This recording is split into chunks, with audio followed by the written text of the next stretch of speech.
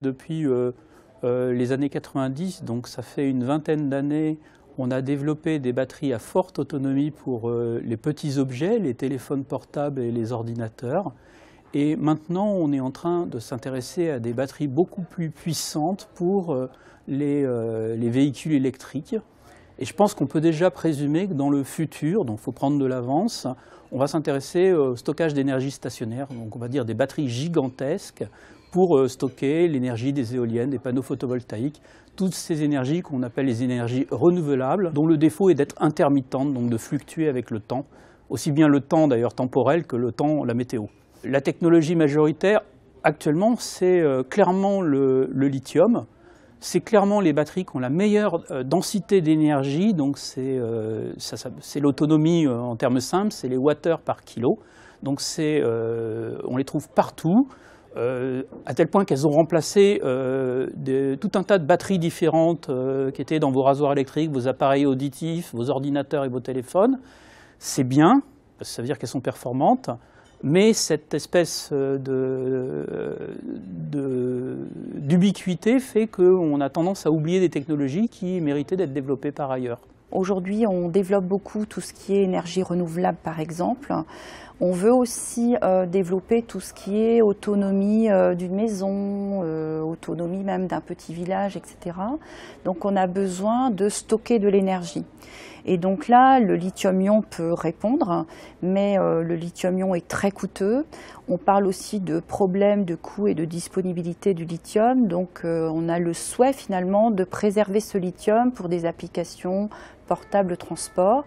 Et on fait aujourd'hui des recherches sur d'autres systèmes, par exemple le sodium-ion. Alors pourquoi le sodium-ion? On a des connaissances sur ce système qui datent de dizaines d'années déjà. Il avait été abandonné parce qu'il est moins performant que le lithium-ion, mais il a l'avantage de fonctionner avec du sodium qui est disponible partout, sur toute la planète, alors que les gisements de lithium sont plus localisés et plus aussi localisés dans des régions qui peuvent être géopolitiquement sensibles. Le développement des batteries, c'est assez étonnant en fait. Je dirais les gens sont de plus en plus pressés, donc ils veulent des résultats tout de suite. Je pense que ça fait que 2-3 ans que la communauté scientifique s'intéresse aux batteries au sodium et elle a bénéficié de toute l'expérience sur les batteries au lithium. C'est un peu une imitation de ce qui a été fait sur les batteries au lithium et c'est prodigieux de voir que sur le sodium, on a fait en 2-3 ans tous les progrès qu'on a fait en 20 ans sur le lithium. Donc je pense que si on avait une urgence, on pourrait trouver des batteries au sodium disponibles dans 2 ou 3 ans pour des applications commerciales, que ce soit mobiles ou stationnaires.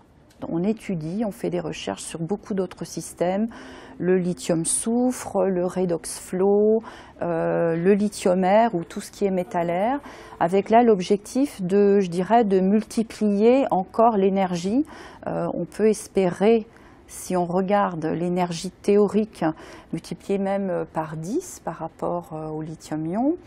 Mais en fait, là, il faut voir que les défis sont énormes, à la fois en termes de développement matériaux, de compréhension des mécanismes et de technologie.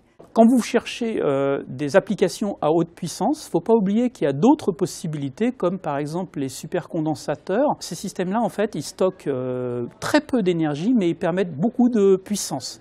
Vous pouvez imaginer des applications où votre appareil ne va pas servir pendant longtemps, mais où vous allez le recharger pendant un temps très court. On peut donner par exemple un bus qui se recharge tous les 2 ou 3 stations avec un supercondensateur, ou un bateau-bus qui fait une navette entre 2 points d'une rivière et qui se recharge à chaque fois qu'il fait monter les passagers à bord. Et ça fonctionne très bien. On peut citer l'expérience de l'Orient par exemple avec ce bateau-bus, où on peut montrer des bus à Shanghai ou en France qui se rechargent tous les 2 ou 3 arrêts de bus.